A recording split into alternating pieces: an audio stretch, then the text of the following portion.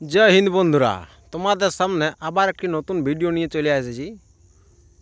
এই ভিডিওটাই তোমাদের দেখানো হবে যে ভোয়াল খেতে ধানের অবস্থা কীরকম। আজকে হচ্ছে তোমার ডিসেম্বরের 9 তারিখ। সামান্য বৃষ্টি পড়েছে, তো ভোয়াল ক্ষেতটা পুরো জলে ভিজে গেছে, ধানগুলা নয়ে গেছে আর জলে ভিজে আছে ধানগুলো। এই যে এটা হচ্ছে আমার বহাল ক্ষেত, নিয়ার বাই হাইওয়ে রোড বাঘুডি বালিগাড়ার লাগদার মাঝামাঝি। আর এই মাঝখানে আমি আছি। ওই আমার পেছনে থাকলো তোমার হাইওয়ে, আর এই পেছনে থাকলো আমার ক্ষেত। তো চলো তোমাদের ক্ষেতটা আমি দর্শন করাই দিই। এই যে ধানের অবস্থা কীরকম। এই ধান কাটিয়ে ঘর লিখতে হবে, তবে সারা বছর টুকু খাবার বন্দোবস্তটা হবে। তো উপরবালা মারলে কেউ নাই, রাখে হরি তো মারে কে, আর মারে হরি তো রাখে কে। তো যাই হোক, বোয়াল ক্ষেত পৌঁছে গেছি। তো বোয়াল ক্ষেতে জলের অবস্থা খুবই ভালো, দমে জল আছে। তো সেই জলটাকে কিভাবে ক্ষেত থেকে বাইর করানো যায় তার এই বন্দোবস্ত করা হলো।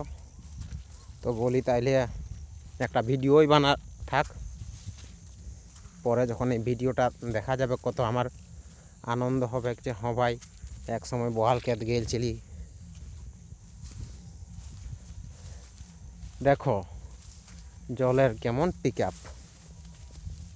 এইটাই মাত্র ঝালা হইল, কাদা কাদা ইয়াটা এখনও যায়নি। দেখো জলের বেগ কিন্তু প্রচণ্ড। আর আমি এখানে ছাতাটা ভুলে গেছিলি, ছাতাটা নিয়ে এলি। এবারে এর মাঝে দিয়ে যাওয়া হবে। কোনো জায়গায় যদি জলের স্রোতটা কোথাও বাধা পায় সেটাকে আবার ঠিকঠাক করে দিতে হবে, যাতে করে যত তাড়াতাড়ি ক্ষেতটা আমার জলে থেকে মুক্ত পায়, শুকান যায়, তারই ব্যবস্থা করা আছে।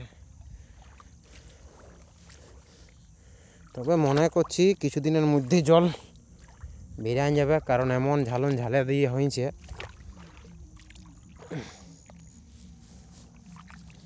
মাঝে মধ্যে ক্ষেত দেখতে আসতে হয়, এই জন্যেই। দেখো ধান পুরো শুয়ে গেছে মা লক্ষ্মী। আর আমি এই কাজটা করলাম আজকে বহাল খেতে।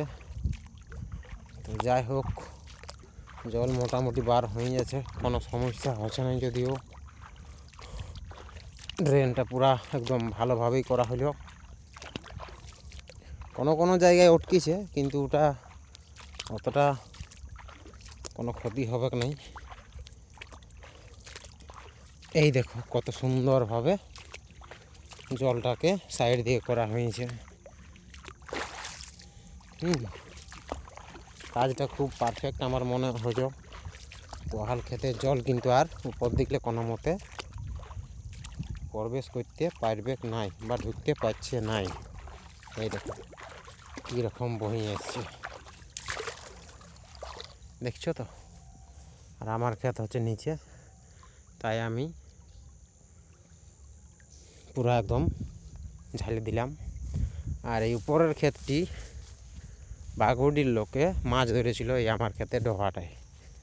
তো সেই ডোভাটার অবস্থাটা দেখি কি করেছে, জলটা কোন দিকে বেড়ে আছে। এইটি হচ্ছে উপরের ক্ষেত।